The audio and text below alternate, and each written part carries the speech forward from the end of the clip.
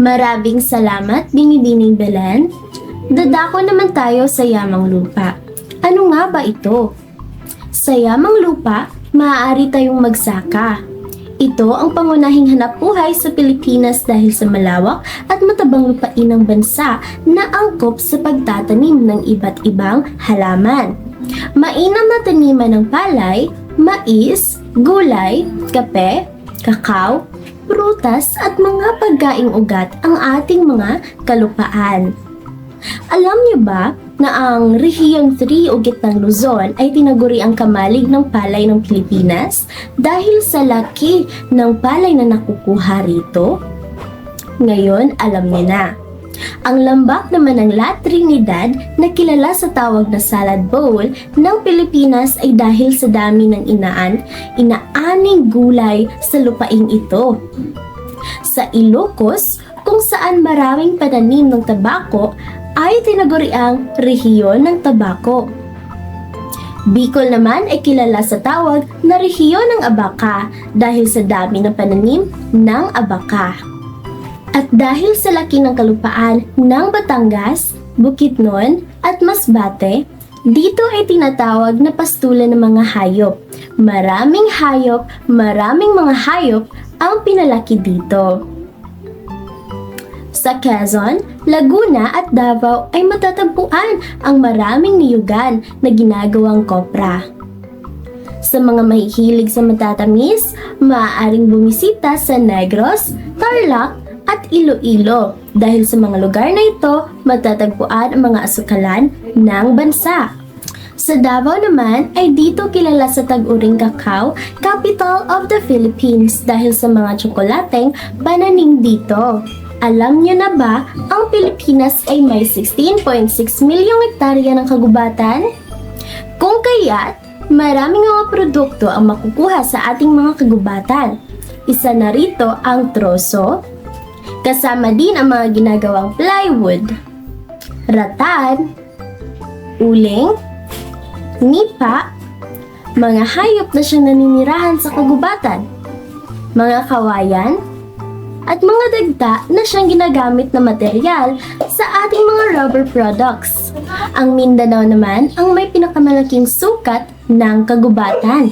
Ang Pilipinas ay third place din sa Asia na may malaking kagubatan. Mayroong mga lalawigang kilala sa pagtutroso. Una, ang Agusan at Negros Occidental. Pangalawa, ang Zambales, Bataan at Quezon. Davao at Surigao naman ang pangatlo.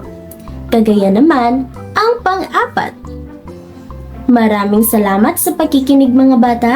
Ipapasa ko naman kayo kay Binibining Diza para sa pagtatalakay ng yamang mineral at yamang dagat. Maraming salamat, Teacher Faith. Magandang umaga mga bata. Kamusta kayo? Ikinagagalak ko na marinig na kayo ay mabuti sa araw na ito. Ngayon mga bata, ay dumako naman tayo sa talakayan tungkol sa yamang mineral. Ano nga ba ang yamang mineral? Kapag sinasabi nating yamang mineral, ito ay isang solido at inorganikong bagay na kusang nabuo o likas na bubuo sa ating mundo. Ang ilan sa mga ito ay ang ginto, bakal, kumay, nickel at marmol. Ang Pilipinas ay sagana sa yamang mineral. Isa na rito ay ang ginto. Kadalasang makikita ang ginto sa mga lalawigan o rehiyon ng Benguet, Paracol, Camarines Norte, Masbate, Bulacan at Surigao. Habang tanso naman sa Cebu, Negros Occidental, Marinduque, Benguet, Samar at Davao del Norte. Habang matatagpuan naman ang bakal sa Surigao, Davao at Samar. Samantalang chrome naman sa Zambales. Ang mga mineral ay maaaring klasipikahan sa tatlong pangunahing kategorya. Ito ay ang mineral na metallic, mineral na di-metal at mineral na panggatong. Ngayon, ating alamin kung ano nga ba ang mga minerals na ito. Una ay ang mineral na metallic. Kapag sinasabing mineral na metallic, ito ay ang mga mineral na mayaman sa metal. at karaniwang ginagamit sa industriya ng metalurhiya. Ang mga halimbawa ng mineral na metallic ay ang ginto, pilak, tanso, at bakal. Pangalawa ay ang mineral na di-metal. Kapag sinasabi nating mineral na di-metal, ito ay ang mga mineral na hindi naglalaman ng metal at karaniwang ginagamit sa iba't ibang aplikasyon tulad ng konstruksyon, pagsasaka, at elektronika. Ang ilan sa mga halimbawa ng mineral na di-metal ay ang buhangin, asfalto, luwad, marmol, asbesto, gibbs, at tulid.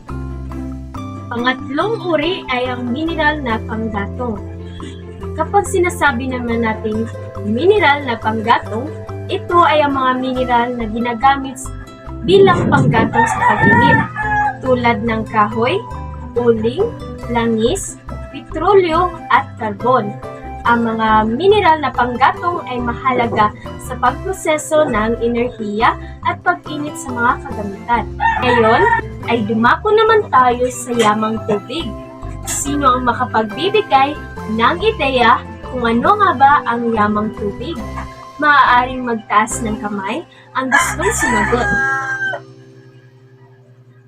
Yes, Christine?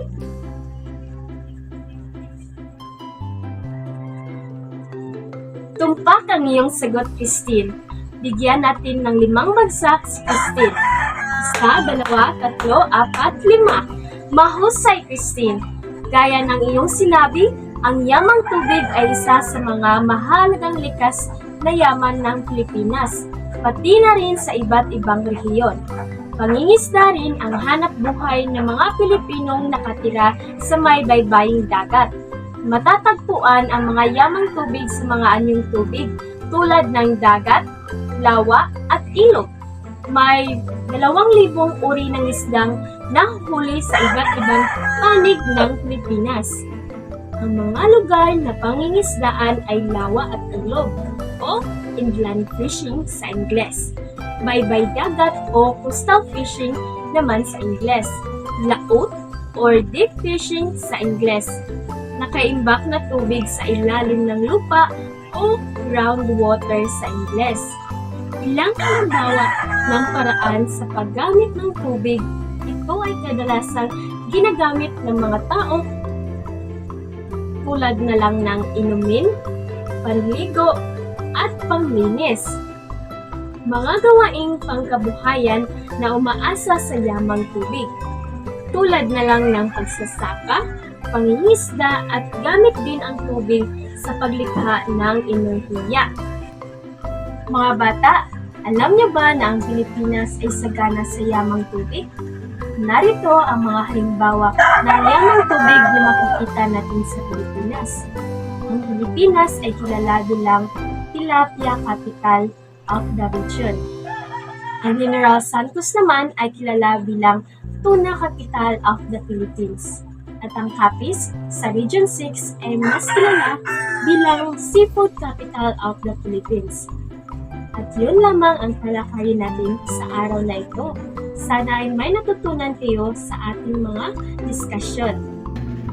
Ngayon ay tatawagin ko si Teacher Belen para sa pagsusuri kung kayo nga ba ay nakinig sa ating mga naitalakay tungkol sa mga likas na yaman ng rehiyon. Teacher Belen, the virtual floor is yours.